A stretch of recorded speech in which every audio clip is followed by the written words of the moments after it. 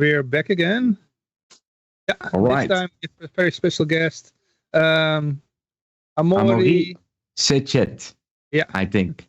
Yeah. from E.cash, or also known as Electron Cash. Yes. And as a little introduction, last year I already invited Amaury, and unfortunately he couldn't because he had an illness, but fully recovered this year. And so we are very happy and proud to have him on the show. This is thank you for having me. This is the first time that we call it the Genesis block anniversary. Previous years it's always been the Bitcoin anniversary. And I think it made a great improvement. That name is a great start of the new year for me. So Amaury, thanks for being here. And what we usually do on the anniversary is look back a little bit at what has been and ahead on what is still to come. It's also Happy New Year to you. I hope you recovered well. I'm still in recovery. Took a few months, but yeah. No, I mean from the new year. From the new year. From the new year. Yeah, it's fine. Yeah, okay. I'm still a little bit in recovery. I've had brighter days, let's say it like that, but I feel good. So, Urban and Iraqi is. Yeah, no, don't start talking about that because. Amaury, I want to start off maybe with telling you I won my first free roll tournament on E.cash.poker about 3 weeks ago. And I think I should thank you for being involved somehow in some way, because it was one of my favorite, if not my most favorite, poker website for blockchain, next to Seals with Clubs, maybe, but that's for Bitcoin. I know there is a good community there. I don't play so much myself, but a lot of people in the community are playing there. I know that. Yeah. I've hosted on the previous version of that engine. I've hosted really hundreds of free roll free to join tournaments, and we are gonna give away some crypto on every guest that we see. And a couple of years ago, I made poker tournaments for every hour. And there was an entire competition happening next to all the streaming and. It's a very nice engine. I welcome people to try and use it on ecash.poker because it does need a little more players, if you ask me. But that's with all the cryptos, how to get more people involved. Maybe it has to be the black swan. I'm curious to hear your vision on things, Amaury. Share your thoughts, or So. I'm an old-time Bitcoiner, right? I got in fairly early, learned about Bitcoin in around 2010 and got, more involved around 2012 or something like that. Most of the people behind E.cash are in the same boat. And obviously, where we start disagreeing with, maybe the more mainstream narrative is around 2015, 16, or so, when the capacity issue of Bitcoin becomes a question. Because what we realized at that point is that, people have all kind of ideas on how to scale Bitcoin and whatnot. But if you don't increase the capacity at the base layer, what's going to happen is that everybody is going to start using Bitcoin, through custodials, effectively, right? Yes. In what way, maybe it's not so bad because, the price has not suffered from that. But as, liberty-minded folks, we always thought it was a bit of an issue and a big myth, right? Because at the end of the day, it doesn't really matter if you cannot control Bitcoin, because if you can control the custodial, then, de facto, you control Bitcoin, right? Even if you don't control it directly. Yes. So in our mind, Bitcoin, as it refused to scale, cannot really deliver on the, freedom promises that were originally laid out, right? And still promoted quite a bit. Like in many ways, for instance, we say there is a limit of 21 million Bitcoin, but like there is nothing preventing custodial to emit more than that. And actually, it has happened a few times in the past, right? Where we saw custodial explodes because they were going fractional. So there has been, you know, like essentially the technology itself is still doing good and strong, but the way it's been used now is actually, you know, subject to all kind of issue that makes us think that, you know, it cannot really deliver on the promise. And so what is the promise? The promise is that you can have digital cash. It's actually like quite simple to state, but it's a groundbreaking idea, right? Because cash, well, we all understand, you know, what is cash, right? Like you have some kind of banknote, you can, or coin, and, you know, you can give it to someone in exchange for goods and services and whatnot, like very, very usual stuff we do every day. But we kind of forget that before Bitcoin, it's just not possible to do that electronically, right? Every single payment that goes online goes through a series of intermediary, such as, you know, like Visa, MasterCard, for instance, for your credit card, but also your bank and probably the bank of the person that received the money, and, you know, like a payment processor such as Stripe or whatever for the person receiving the money, and so on and so forth, right? Like there is just a large series of intermediary, and all of them have to agree to process the transaction, and you know, they can block. See that in practice, right? We saw that with WikiLeaks, for instance, which or you know, the trucker protest in Canada. This was my trigger to participate with WikiLeaks, was for me to start. Yeah, I think a lot of people were like, "Uh-oh," you know.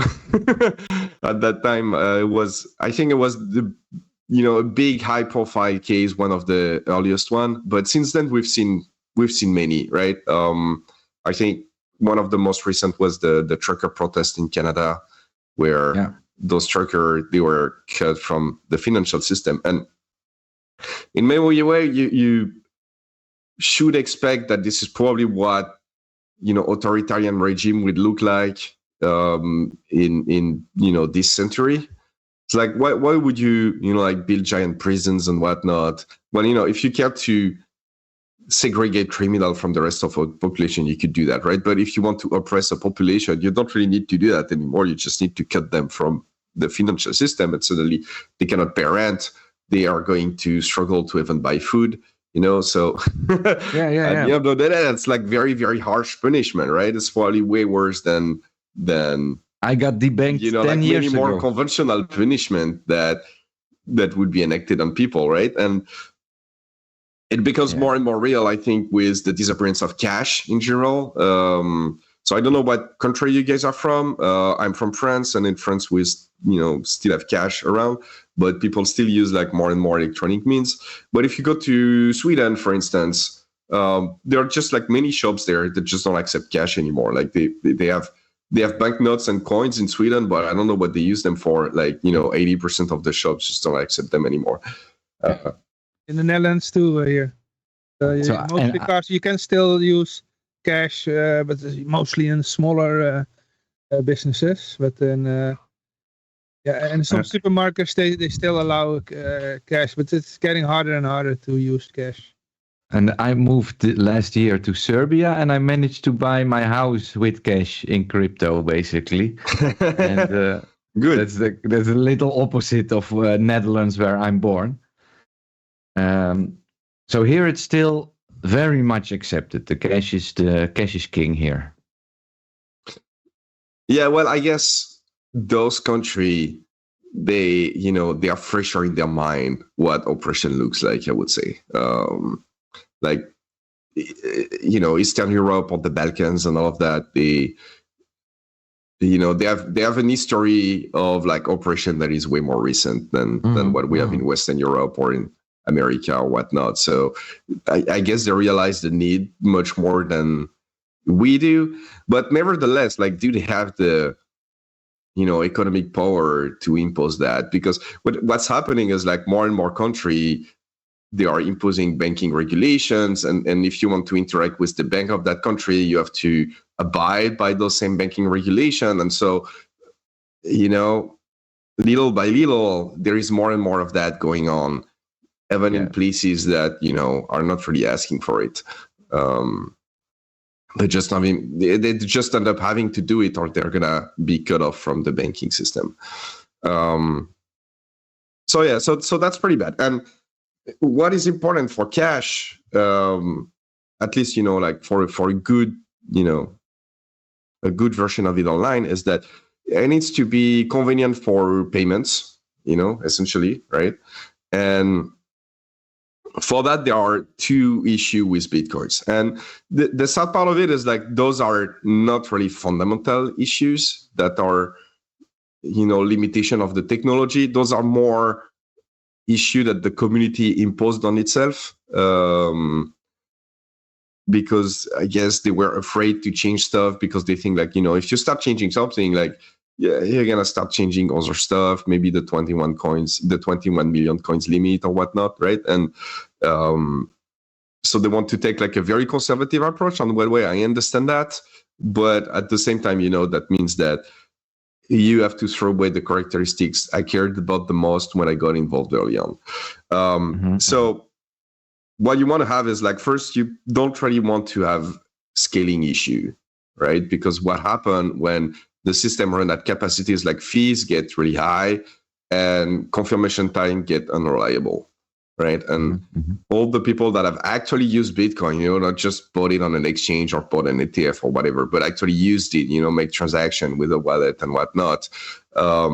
During those times where there is congestion on the network, they are going to tell you that, like, you send a transaction and then, maybe it's going to confirm the next day, or you don't know, maybe it's going to confirm, in 10 minutes, maybe it's going to confirm the next day, you don't know, right? And just the incertitude itself make it, very, very hard to use in practice.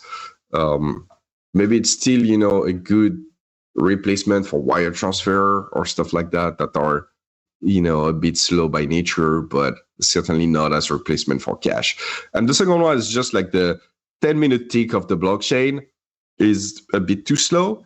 And this one is a, bigger technical challenge, but we are able to find solution for that.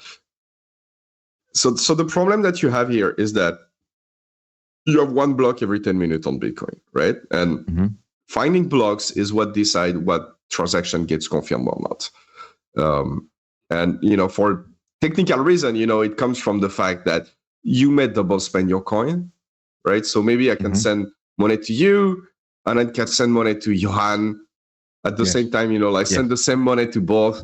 And somehow the blockchain has to decide, well, one of those transactions is correct and one of those transactions is not. Yes. And this is the mining process, finding block every 10 minutes, that's going to decide that. And 10 minutes is a bit too long for that process. But, like the naive way to go at it would be to make the block time faster. But that doesn't quite work because it makes scaling very difficult. And also in a way, the difficulty will just get cut up in smaller pieces of time. So for the same amount of trust and security, you still need those 10 minutes in a way, So it's slightly better.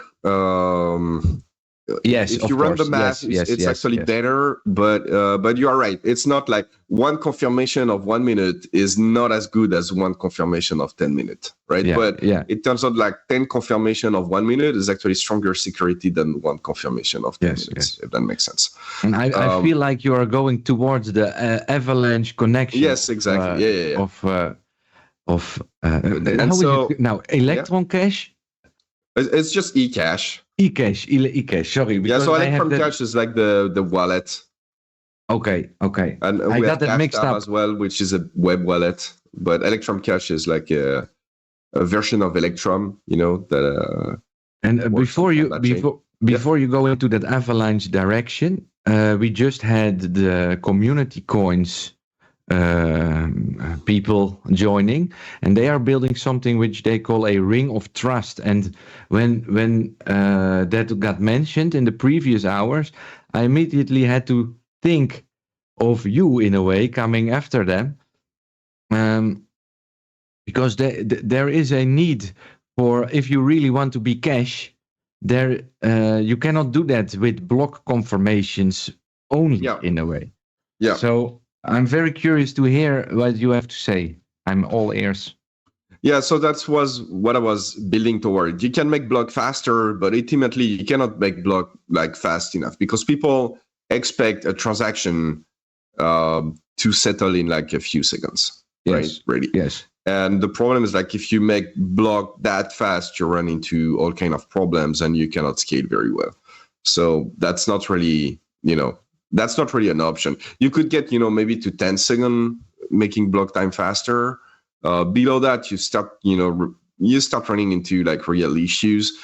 But 10 seconds is still too slow. Like imagine you want to pay somewhere and it takes 10 seconds. It's like, just 10 seconds doing nothing and looking in the eyes of the cashier, Oh, exactly. For example, it's a really long time. On a gambling bet, it can go very fast, live betting in sports, stuff like that. Yeah, 10 seconds is like someone can run 100 meters in 10 seconds, right? If you talk sport betting, for instance, it's just, it's a really long time, right? So ideally, you want it to be in less than 3 seconds, I would say. It's really, like 3 seconds is okay, but above that, it starts, getting a bit weird. And above 5 seconds, it's getting really, really weird, I would say, in terms of, in terms of, quality of use or whatever, like good feeling, snappiness, whatever. So you want your things to confirm in a few seconds, and you cannot do that with block time. So, those are the two main issues, and I'm gonna go over like what we did with E.cash to solve those. So first, for people who don't know, E.cash is ultimately a fork of Bitcoin. So we have the same Genesis block as Bitcoin, and we have the same history for many years. Congratulations with your 16th anniversary today. Yeah, exactly. Yeah. But ultimately, we changed a few stuff. So the first on the scaling front, we changed a few stuff, such as like canonical transaction ordering and stuff like that. That maybe people don't need to be too concerned about. They don't really change much about. They don't change much about like the look and feel of the coins, right? Like you don't really feel that when you use it, but that allows to make block bigger. That can be transmitted faster across nodes, and that helps us scale. This is like purely technical issue. There is no, there's not really an impact for the user. But on the fast confirmation side, it's a bigger challenge. And for the longest time, there was no solution to that, right? Because in many ways, the proof of work, finding a block every 10 minutes is a groundbreaking discovery by Satoshi Nakamoto that solved that problem, right? And before that, we have no solution to that problem. So now we are trying to look for a second solution to that problem, right? That maybe has different trade-off, but that can go much faster. And thankfully, this came about. And so we were able to use that. So there is a technology called Avalanche. And it's used obviously by the AVAX coin that people mentioned. But Avalanche itself is an algorithm, right? Like any coin could use it if they wanted to. And so we use that algorithm to do a few things, some quality of life improvement, but ultimately we want to use that to do the confirmation in a few seconds. Avalanche is able to make consensus decision of the network in less than 2 seconds, typically. So we are in the right time frame. And so, we've deployed that. We started to use it for different things. I can go deeper into that if it's interesting. So did you build a smart contract to make a connection on coins on Avalanche? Is that a kind of... No. Like we this is a different coin from AVAX, right? So AVAX is a coin that uses Avalanche, but we use the same algorithm, but we are a different chain. We're a fork of Bitcoin. Oh, okay. So in the base, it is now a different algorithm, and you got rid of the. We have both. So here is the problem with Avalanche. So you never get anything for free. right? So with Avalanche, you're making a trade-off. And the trade-off you are making is that essentially there are two downsides of Avalanche. One is that you cannot bootstrap in a trustless manner, right? So for instance, for AVAX that only uses Avalanche, at some point you need to download from some trusted party what is the state of the world right now, and then you can follow the consensus along. But you cannot bootstrap yourself; it's impossible, which is a problem for us. But also, like generally, there is no persistence of the decision. Like there is no record of all the decisions that have been made by Avalanche. Just like proof of work creates a blockchain, and you can go back over the blockchain and verify everything and verify the whole history of the thing. And and so Avalanche, like if you blink, you don't see the decision, then you have to trust basically like the nodes that were there at the time that, hey, like we made that decision, then you have to go along with it.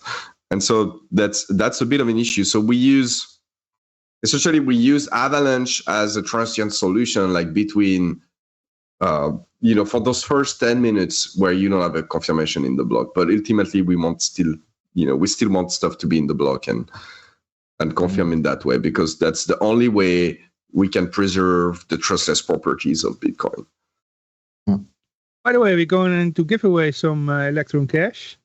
The wheel has appeared, so you can write down your name in the chat. You need to be on Twitch for that. You can write down exclamation mark Ron Paul or free Rotterdam or anything else. Emoticons don't work, by the way. You need to type something. And I think it's going to be around 300,000 because E.cash, 300,000 E.cash, because it's going to be about $10 worth. That's my aim. So is that correct? So we moved the comma versus Bitcoin. So it's a fork of Bitcoin. So we have the same history, but we just moved the comma. Like in Bitcoin, you have like one Bitcoin and you have like is that 10 decimal behind it? 8? 8. Is that it? Bitcoin has 8, I believe. One Satoshi is 100 million. Yeah, one Satoshi is 100 million. No, one Bitcoin is 100 million Satoshi. Yes. And so we moved the comma such as one XCC, one E.cash is 100 Satoshi. Yes. And I think there was a time when it was called 100 bits. And 1 bit was 100 Satoshi, but I'm not sure if that is just people have tried to introduce those for quite some time. I never really caught on in the BTC ecosystem. It was just small community. It's not a standard by any means, Yeah. But like typically people are more familiar with manipulating large number than they are manipulating like very small number. Like it's like when you have amount in like 0.0003567, it's just very difficult. You have to count the number of zeros, and it's very easy to get it wrong. In the end, 100% is 100%. So wherever the comma is doesn't really matter in that way. Yeah, no, it's just like purely accounting trick, right? There is the same number of Satoshi at the end on both chain. We didn't like create any new money. We just like move the comma. So that's what we're doing in more, like very general term. In more recent evolution, the last upgrade that we did, we introduced the idea of real-time targeting. So one thing is like, because we are a fork of Bitcoin, we use SHA-256 as proof of work, like all the forks of Bitcoin. And when you are a minority chain and you use the same proof of work of a larger chain, you end up having a lot more variance in the block time that you find, right? Some blocks are going to be found very quickly, and some blocks are going to be found very slowly because the hash rate, can hop back and forth between your chain and the other one. And the difficulty depending on how you adjust. Yeah, exactly. And so for the biggest chain, it's not that big of a deal, right? Because, just because it's bigger. So if some people move in and out, it makes a small difference. But for the small chain, when some people move in and out, it makes a big difference because it's smaller. And so it tends to create a lot of variance. So that was one of the issue that we were having, and a lot of coins are having that issue. And I can think of thousands of instances of examples that in my personal life have happened. And then you are looking, hey, what's happening? And, it's just... Yeah. And sometimes, you can have blocks like every, 20 seconds. And sometimes you have like 1 hour without a block, or even 2 hours. Yeah. So we wanted to tackle that issue. And so we used Avalanche as well to introduce the notion of real-time targeting. So real-time, the idea of real-time targeting is not actually new. It's like, okay, if there are no block for like, say, 20 minutes, then we're going to make the difficulty easier. And if, the block was just found like 1 minute ago, then we're going to put a real-time difficulty that is that high instead of having like a constant difficulty for the block. And so because we have Avalanche, we can do this kind of stuff. And we started doing that during the last upgrade, which was in November. And that allowed us to have much smoother, distribution in terms of block time. No, the distribution is, I should have looked at the number before coming here, so I can give you the exact number, but it's similar to what you find in Bitcoin now, which is like, still a bit of variance, but all the fork of Bitcoin are going to experience like much higher variance than that. You got a healthy heartbeat. Yeah, exactly. Yeah, the upgrade is called heartbeat because we wanted to have regular, more. It's a good reference to what it represents in a way, because that's when, for example, if people say, "Oh, where is the success of your coin?" Well, all the blocks are still being created. The heartbeat is pumping. And that's every 10 minutes it's a miracle. Yeah, but in a way it's in a way it is, right? Like when you see the probability of finding a block, you have to do it by hands. yes. And so that new reality still hasn't really caught up in society at all. In a way, how people just only participate to acquire more debt, which they are used to, instead of really trying to make that alternative, like written in the white paper, like spoken about in the white paper. I won't blame people to do that, right? Like I don't think trying to acquire more wealth is inherently No, of course, right? Of course. But at the same time, you got to realize that, okay, like BTC is still, probably going to go up in value and so on, and people are going to make money with it if they want to. But it's not going to be able to deliver on the promise that were, made originally. Right? It kind of has given up that aspect of the project. And it's still building it in a way. It's just not anymore directly on Bitcoin itself, but everything that is, it's the gateway towards that dream. But the gateway in itself has been, I don't want to say captured. Hijacked is the right word, I think, still. What do you think of the book, Amaury? So I have not read the book, so I don't want to say me neither. Much about it. So at the same time, I know like Boss Roger and is it Steve or Steven who wrote the book? Mm-hmm. And I'm not sure. So I have an idea of what's in there. I would say those people, they have a few blind spots. But ultimately, I think they're right about the digital cash issue that, kind of like was dropped by BTC, and it's unfortunate. At the same time, I think like one aspect that they really missed is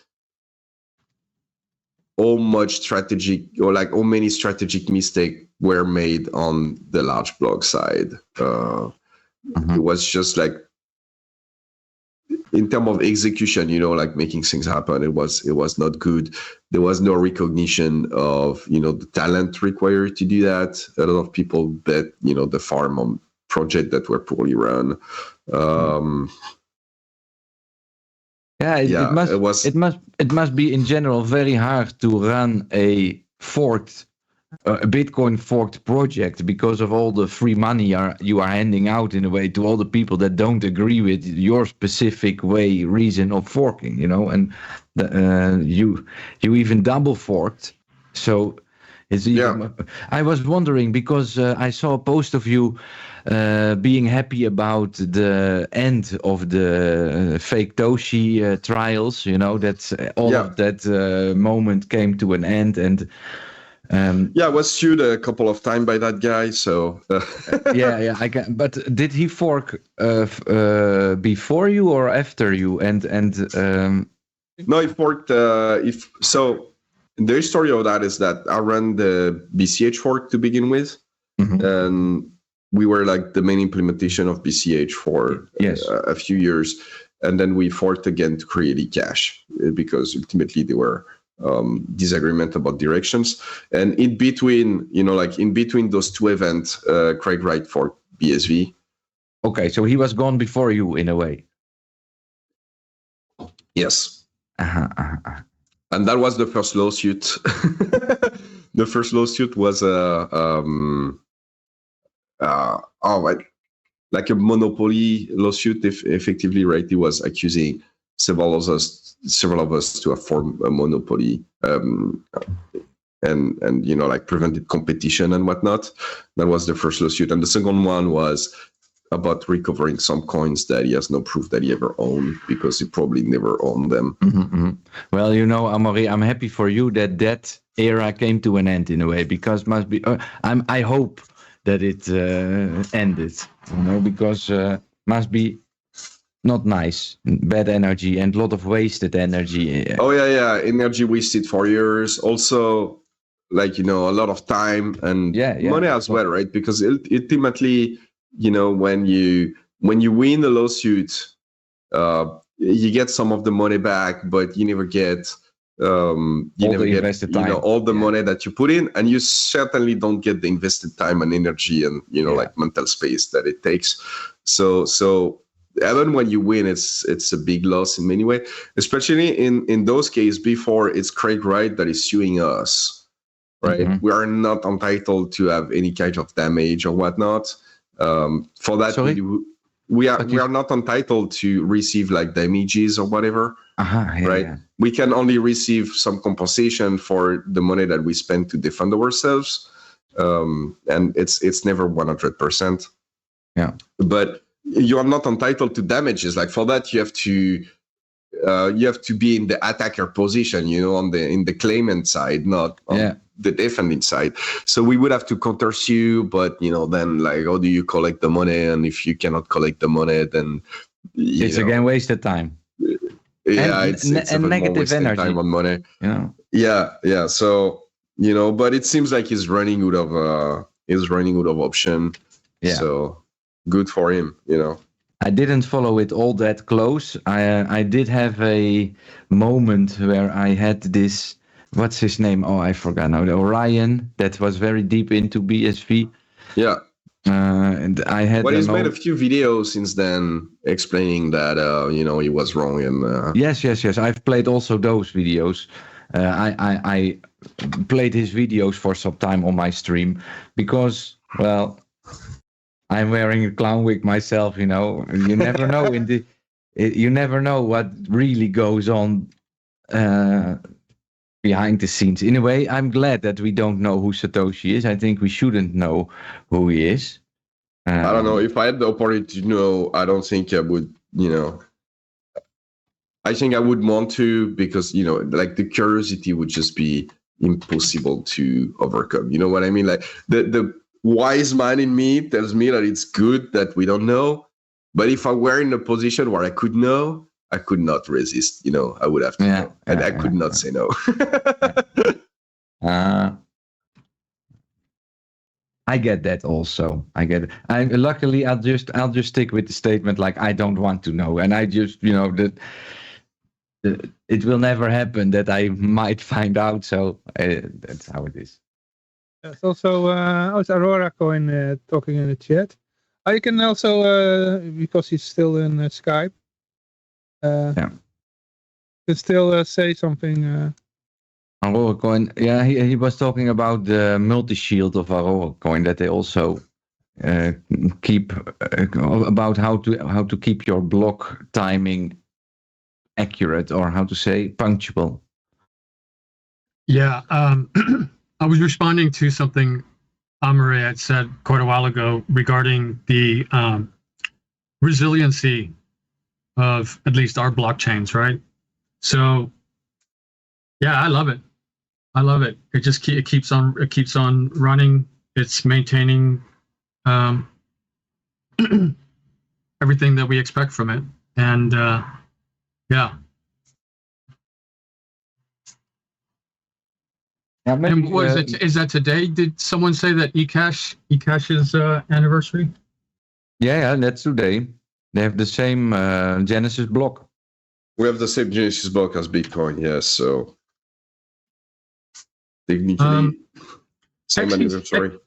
Yeah, XCC wasn't something that was a coin swap, was it? Like you could get XCC if you swap something else, or am I thinking of something else? No. It's a fork of Bitcoin ultimately. Oh, okay. So you have the same blockchain, for a while, and at some point it diverges. No, okay. I was just wondering. I had kind of lost those ones, but no. I've been on here and I set up my wallet and I got a gift of XCC. So I just carrying along here. Well, play with it a bit. You'll see. It's go to E.cash.poker and you can play poker with it. You can lose it all there. Yeah. Okay. To me, you can lose it all to me. What else was I going to say? And the Avalanche stuff. That's great. That's great. Yeah, so what's very interesting is like most of the Avalanche stuff, actually all the Avalanche stuff is actually a soft fork. So many chain could adopt it, but I think it's not on most people's radar. It's very, very interesting tech. It's like completely additive. So it doesn't. Yeah. Is there also some advanced privacy in the E.cash protocol? Not really, and this is a conscious choice, not because we think like privacy is bad or anything, but once you bake privacy at the base layer, you lose auditability. Right? So if there is, like any kind of bug or issue or whatever with the cryptography that does the privacy, then you don't know, maybe you have more coins than you think you have or whatever. So that's a trade-off that we make. You can tokenize these days. For example, with Zano, we are going to have Aaron Day is coming over later. I'm sure he will mention it also. Yeah, so here's the thing. Yeah, you can always move your coins through a layer that have privacy and get them back on the base layer. There are tools that do this kind of stuff. More or less in the background. The main reason, like even on Bitcoin, it used to be a common thing to do on Bitcoin, but people have stopped doing it because, transaction fee make it prohibitively expensive these days. Yes. And just if everybody would start doing that, we really wouldn't process any transactions, Yeah, exactly. Yeah. Exactly. It's kind of sad that, Cypherpunk have just priced out people of privacy. It's such a weird turn of event. Yeah. The privacy thing is funny because it's like admitting that we have to hide from the controllers, right? Okay, I don't have any property to speak of, so I don't have much to lose and no children or wife. So, but No, but I kind of disagree with that because it's about the quality of money and the money needs to have some privacy in it in a way to have to make them all equal to each other. Every electron, every No, okay, I understand what you're saying. I guess I was just saying that I didn't, and I might have been just kind of misunderstanding, or I was just kind of going off on a thread, but as far as privacy. Yeah, I think you understand what I'm saying. It's like ideally we wouldn't even want to hide from, let's say, the government. Okay. But one more thing, this Cash Tab app is quite nice. To claim those rewards, it was really satisfying to sign a message. I don't understand why there's not more of that going on in the cryptocurrency world where people are signing messages with their keys. I mean, I haven't seen so many interfaces. Maybe I'm behind or whatever, but I don't know. I think like it was very common in the early days, but I think it's a bit of a lost art these days. Amaury is a class of his own in a way. So he makes nice things, you know. Yeah, that has also something to do with it.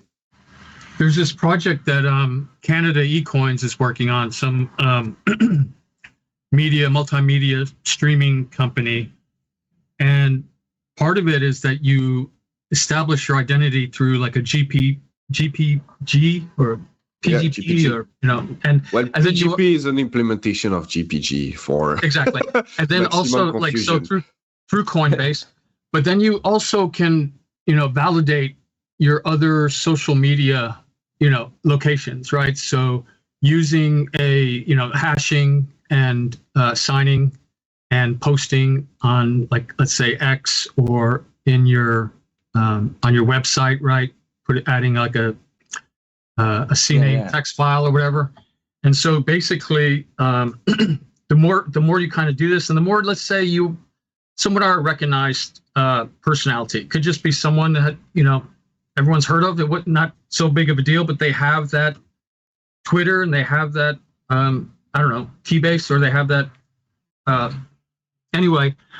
So you kind of define your own multiverse, as it were, or subnets. And I don't know where I was going with this, but the lost art. Yeah, basically the lost art. We have these tools to, like, cryptographically prove who we are in the context of what matters to us, which is the communities that we're in, the websites that we go to. So we kind of establish, what level of trust we want.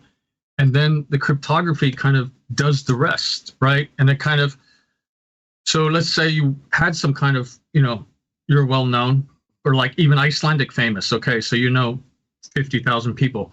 Why not, move to? Well, okay. Anyway, I'm just saying that we have also the means to have our own digital IDs with just a little bit of exposure to, right, the quorum or the Anyway, just finishing a thought there regarding. So, and actually, this Canada. I'll just say one more thing. This Canada eCoin developer also developed eCoin Core, which is a platform actually for hosting, running, launching all of our different, like, community coins, from creating Docker images and monitoring Electrum-X connections and viewing the blockchain and everything. And so since I didn't mention it before, just something else that's going on with communitycoins.org is that we're really taking advantage of the UTXO model, right?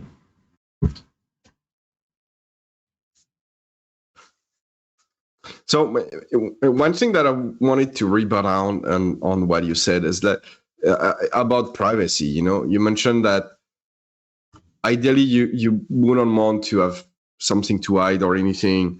So here is the thing: like, you can imagine the most transparent person that has nothing to hide and whatnot. Even that person has a privacy problem, because imagine there is a coin somewhere that have been used to do something shady, maybe like found some terrorist organization, do a drug deal, whatever it is, right? Like some kind of criminal stuff, and you're not being known. Well, no, you can track that coin through the blockchain, through everything it goes, and everywhere it goes. And you will not be able to prevent people from being like, everything else being equal, I would rather have another coin than this one, that end up being linked to that. To that fraudulent thing. And so now you introduce the idea that not all coins are equal. And so you destroy the fungibility of your currency if you do that. Yeah. So even if like you personally don't, do anything shady and your government is like upstanding and is never going to do anything dirty to you and whatnot, you still have a privacy problem. I'm looking for the right word, but these rare sats are also in a way an example of that. What are they called now? 1 year ago, they were a big controversy in Bitcoin. Yeah. Ordinals is the word I'm looking for. Well, I mean, I kind of understand, like once you drop some property, you're like, okay, the privacy stuff on Bitcoin doesn't really work anymore because the fees are too high and we don't have the capacity and whatnot. Well, then you're like, okay, so let's stop pretending that we're fungible. What can you do with that? Well, you can do ordinals, right? In some way, this is a good idea, right? Like I would invite people, like, the thing that you work on, it has some property and you need to work with those property than against them. So my preference would be that you can make it fungible. But if you decide that, okay, like we don't want that trade-off, like we are doing stuff that make it very difficult for it to be fungible anyway, well, no, it's not fungible. What can you do with that? That's the right question. And maybe that's a good outlook for 2025, if I can give you anything from this conversation, that maybe there should be some bridge to a Zano token or something for exec to have the option, or a kind of Mimble-Wimble block extension. I don't know. I'm just thinking, I'm not criticizing anything, but no. So we actually have technologies such as cash fusion that allow, like coin mixings and stuff like that. So it's not as good as, it's not going to be as good as like some privacy focused coins such as like Mimble-Wimble or Monero or E.cash or like, whatever. There are many and they come with different flavors and trade-offs. But in practice, and we've run that through various, company that do coin analysis to see if they could track it, and they cannot. That doesn't mean that they won't be able tomorrow, so keep that in mind, right? Maybe the technology in 5 years that those company uses is going to be, good enough to break this kind of stuff. But today, it's good enough for the technology of today, at least. Hey, and on that level, do you think a quantum computer will ever get the private key of Satoshi's wallet? Very hard to say. This is some like, okay, there is a very interesting question in there that I think most people are missing, and that I would be missing if I didn't know someone who work on the quantum computer stuff that, kind of explained that to me. Is that, so in physics, there is a fundamental problem that, is unsolved today. It's the measurement problem. So in quantum mechanics, there is this idea that, things can be in several states at once, right? Until you observe them, and then they take a specific state. It's the whole like Schrödinger cat idea where the cat is both dead and alive at the same time until you open the box and you look, right? But this word like measurement is doing a lot of work, but there's no precise definition, and there's like no like concrete explanation of what that work is, right? It's like when you observe a quantum thing, it takes a specific state, and when you don't observe it, it can explore all the state at the same time. But we don't know what observe really, concretely mean there. And the quantum computer rely on the fact that you're not observing what's going on in there, right? So it can compute, it effectively can run the computation with all the private key at the same time, and they're all, all of the computation are not going to pan out except the one with the right private key, right? And this is, I'm simplifying a bit, like because it is yelling at the screen right now if they know how that works, but basically that's the idea, right? Like you can run the same computation with many input at once, and it's not going to work for all of the input except one that is the right private key, and the math is going to check out for that one, and because the math is going to check out for that one, then you know that it's the right private key. Because it is in a way a finite puzzle, this entire Bitcoin.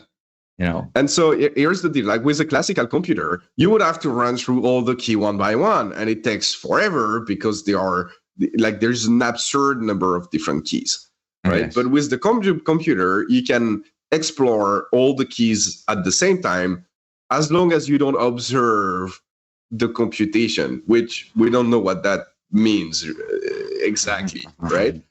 And so the big question is like, can you build a quantum computer that is big enough so that you can do that for keys, such as Bitcoin? Because right now we can do it, but for very, very small problems. Yes, and so and how long would it take then to go from 256 to 512 or 1024? Would you then? Yeah. So one very interesting way to look at it that my friend said, like, it was his way to look at it, and I think it's a very interesting way to look at it. It was like, I hope that everything we try to do with quantum computers just don't pan out, but instead we learn about this measurement problem and we can solve it. Because it's not really a problem, right? But it's something that happens in physics that we don't really understand, right? I will make a note for myself, so if I wake up tomorrow, I will look into something. I was actually thinking about this today. My general feeling is that no, quantum computing will not, break SHA-256, or it somehow misses the point, but no, I don't think so. But I was thinking about this today. It's hard to say. The reality is, like, from a physics standpoint, we don't know if it's possible or not. Exactly. I was thinking about this today. We don't have a solution to that measurement problem. Yeah. So I was thinking about this today, and this may be just like a thought experiment, but when having a passphrase, right, like 12 words, all of the different combinations of the words in certain orders, right? So you have like the on or off state, and then there's like the both state, right? And I was almost thinking, I don't know if this makes sense, but let's say the first word's fox, the second one's trot, third one's dance. So it's like fox and trot could be a certain combination, right? And it passed. And then on the next one, as it's trying them, it actually can apply like the both option, right? It's neither or. And that actually will spawn another, like, let's say, tree of combinations that spawn from there, right? So instead of like treating it linearly, quantum computing has like this built-in mechanism to like branch indecision into like child arrays and other dimensions. So the thing does that make any sense? Because I don't know. I was just thinking about this today, so I thought it was kind of interesting to know. Yeah, but it's more the classic computer way to tackle the problem. Like the quantum computer would just try all the options at the same time. That's really why it's able to be so fast as this type of problem. Right. Well, and I was lost after the trot. After trot, between trot and dance, you lost me. I still need to look into the measurement problem first, I think. Well, the measurement problem is really quite simple to state. It's like, when in the story of the Schrodinger's cat, for instance, when you open the box, then you're gonna find the cat either dead or alive, right? But the point is that before you open the box, it's not that you don't know whether the cat is dead or alive. It's like, in some sense, it's both.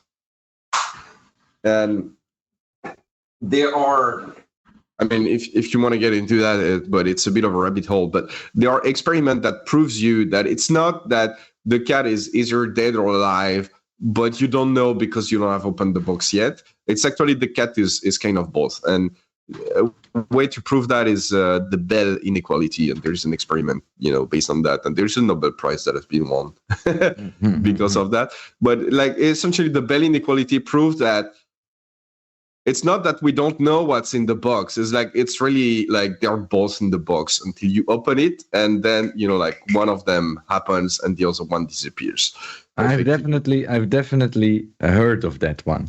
I've definitely heard. And the whole quantum computer stuff rely on that property of quantum mechanics. It's like you can compute all the keys at the same time, but as soon as you observe anything about that computation, you're gonna like collapse everything toward one key, right? Yeah. But well, and that's why what is the physical mechanism behind measurement, right? Like what happened when you open the box that makes the cat dead or alive and not both, right? Like why isn't still both? No, it's like one or the other. And that mechanism, like we have no understanding of that mechanism. Yeah. And because we have no understanding of that mechanism, and the whole quantum the whole quantum computer ID rely on the fact that this does not happen, but we don't know what this is, right? It doesn't happen. Like there is no measurement happening, therefore we can run like the quantum computation that we want, right? But we don't know what this is. We don't know what makes it happen. We don't know what is the physical mechanism that make that happen, right? It's a fundamental problem in physics that isn't solved. So we don't know, like we know that we can do it at small scale with small quantum computer, but we don't know if we can build big ones. Yeah, I'm glad that I asked the question in such a way that I was asking for the private key of Satoshi, you know, because I'm not so worried that quantum computer is gonna break the blockchain or something, because the difficulty will adjust to a new level of computation power, and every 10 minutes. The proof of work is not really a problem, but finding private key is potentially a problem if we can make quantum computer big enough one day. Yeah. So, okay, well, we will see, right? We will see. Yeah, and we have to spin because our next guest is also coming. Yeah, I have invited Joel, so we are just. Oh no, actually, I didn't. Did I? I mean, I have, but. Okay, if your name is not yet on the wheel, he's here. You have a few seconds to type in something in the Twitch chat. Give it another minute, Johan. Wait, I will invite some more friends. Okay. Then we wait some minutes. In the meantime, I can say that before you came, Amaury, we were talking about Mr. Robot. You know this series? Yes, I do know. Yeah, there is eCoin in there. Yeah, I found it. I put it on the screen. Here it is. Yeah, this organization, E-Corp. Oh wait, this is Joel. Okay, this one, this tab. Hey, there it is. Yeah, it was also Evil Corp was the nickname. They launched a coin called eCoin. I never saw that. When was that? How old is that? It's a robot. It's from 2016. Oh no! Also Bitcoin was in that series. It was an amazing show, in my opinion. Yeah. Oh, I wanted to set the record straight from something before. It's like I am definitely not in that camp of people that says if you have nothing to hide, then you shouldn't worry about it. You know, I totally believe that that's a human right to privacy. I think in my imaginary mind, I was somehow triggered, and my sensibilities were being offended by the idea that the government would use that attack against us. Oh, you have something to hide. And so in my mind, I was just, it's no, we don't have anything to hide, but it's still none of your business. And how dare you use that against us based on your track record? So that was what I was trying to get out before. I don't know if that made sense, but no, definitely, we have a right to privacy. I just don't know the implications for, I just about to contradict myself and bring up government, coercion, government coercion with, I have some things to hide because most things I think are just innocent stuff. But I don't want somebody from the government to know it. I don't want them to know what my shopping behavior is, or who I send some charity money to. None of the business. Yeah. We got Joel in the chat or in the stream. How should I say it? Is he already visible, Johan? Then I have to launch my Skype.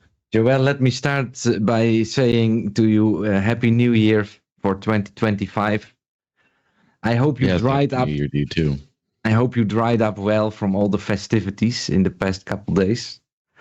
I am not on my brightest. I am not on my brightest today, so let's take it easy in our conversation, is my suggestion. But we are about to give away a prize again, Johan, is that right? Yeah. Right. So this is 300,000 E.cash for the winner. About $10 worth of E.cash. Yeah. So I'm going to spin, and then we're going to see who the lucky winner is.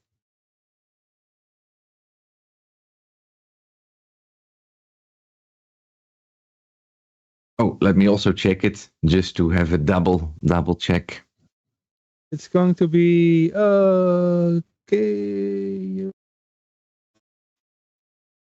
I don't know. Ethically speaking, I think. Yeah, let's see.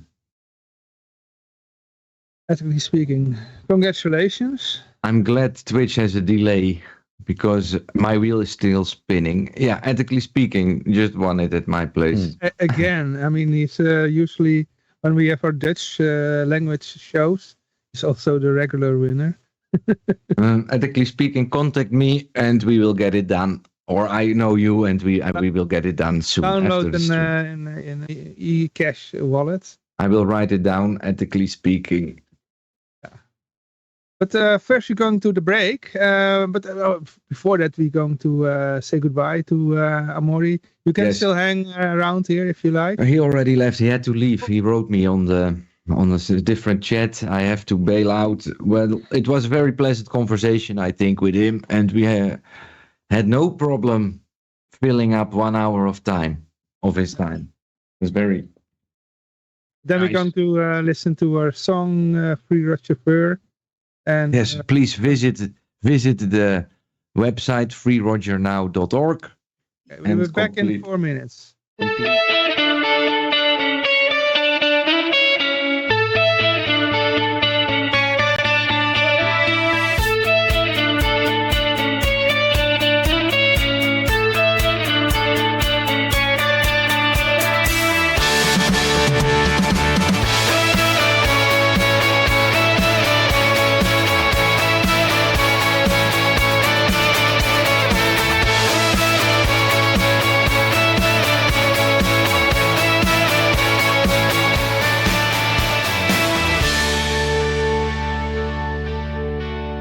A man with a vision, a spark in his eye.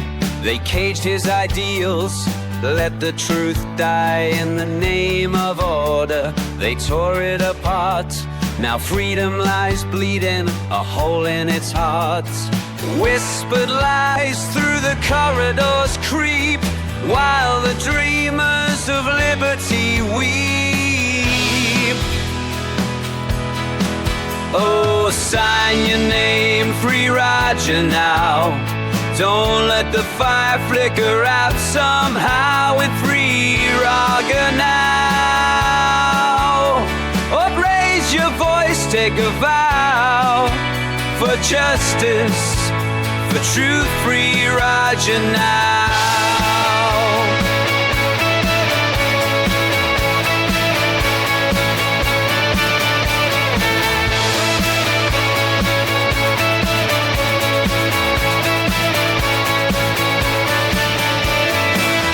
His light, the power it held, a coin for the people, a story to tell. But the mighty conspired, their motives concealed behind walls of control. The truth was revealed. Oh, they speak of laws, they speak of grace, but their chains are wrapped tight in disgrace. Oh, sign your name, Vrijheidradio now. Don't let the fire flicker out somehow with Vrijheidradio now. Or raise your voice, take a vow for justice, for truth, Vrijheidradio now.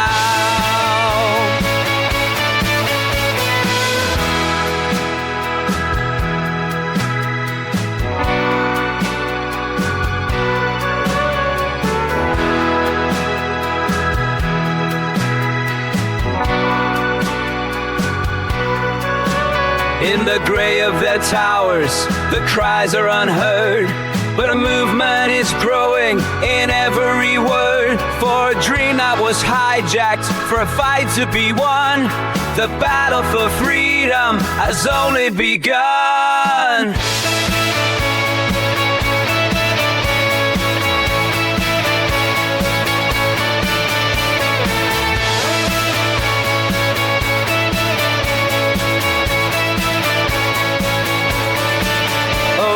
Sign your name, Vrijheidradio now. Don't let the fire flicker out somehow with Vrijheidradio now. Or raise your voice, take a vow for justice, for truth, Vrijheidradio now. And when the chains are broken and liberty stands, we'll remember the dream he held in his hands. A man with a vision, a spark in his eye. Vrijheidradio now, let the fire never die.